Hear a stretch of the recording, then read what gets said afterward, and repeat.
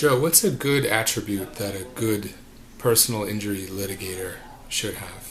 I think the most important thing an attorney can do is to communicate with the client. And during the aftermath, when someone gets injured, the last thing on their mind is commencing litigation or thinking that they have to be compensated for what just happened to them. A person often feels as though they're out on an island by themselves. They don't know what to do, who to turn to, what actions to take, how to follow up, if at all, after they've been to the hospital.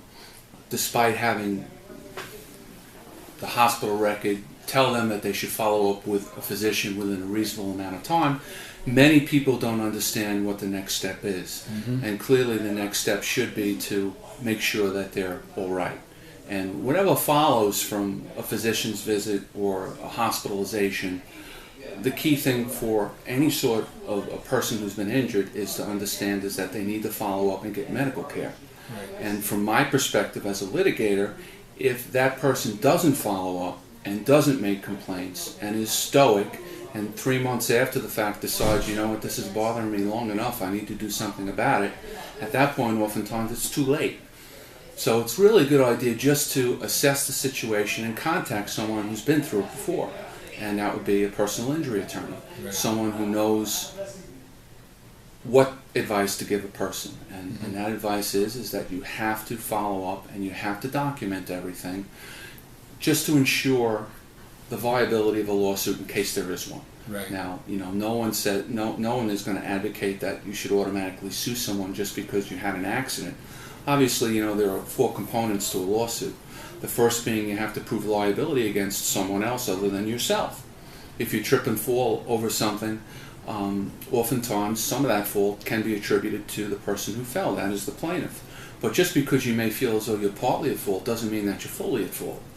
So liability, oftentimes you need to run it by someone who's been through it before, and that is an experienced attorney, someone who's been through the trenches and understands the process. The second thing that we look for in a lawsuit is pain and suffering. Is the person injured? If so, what treatment did they have? And just as importantly, what treatment will they need in the future? And oftentimes people minimize what they've gone through and don't realize the extent of the injury until many months have passed, and that's really not a good thing. The longer you wait after you get hurt to seek proper medical treatment or consultation, the less likely it is that a jury will believe that you were injured due to the event. So you need to go to a doctor, you need to follow up, you need to follow the doctor's advice, and you need to document everything that you've been through. I often tell my clients that it's a good idea to keep a diary. And some people are old school and they're pen and paper, myself included. I'm trying to put things on my phone, and sometimes it works and sometimes it doesn't. But if you're a younger person, you're going to have the iPhone or a Droid, whatever you use, and you make a notebook in your phone and keep records of what you were able to do, what problems you had doing certain things, what appointments you had to cancel or miss, what employment opportunities you may have missed, and things of that nature. It's important to document everything. The other issue in a personal injury case oftentimes is, I don't have insurance. How can I follow up with a doctor? Well, first off, under certain circumstances, like in a car accident, you are covered by the person's car you were in. And if you were a pedestrian, you're covered by the person who struck you.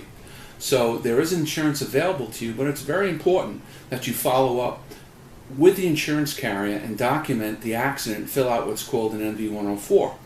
That will allow you to get treatment with your own doctor, and the insurance carrier will pay for that treatment provided you follow the rules. And some of the rules are, for example, that you have to go for what's called an independent medical exam if the insurance company wishes you to.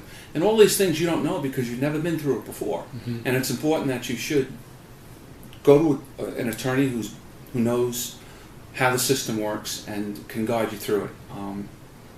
So in essence, the most important thing a person can do is not to panic after they've been injured. Speak to someone, a family member, a friend, pick up the phone and dial an attorney.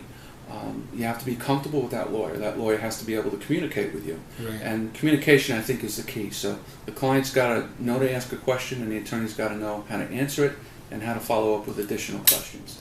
So I think that's the most important thing that an attorney could do is to have compassion and listen to the client. You need to listen to what the client is saying, and you also need to follow up with questions and to give some guidance. Great. Thank you, Joe. Thank you.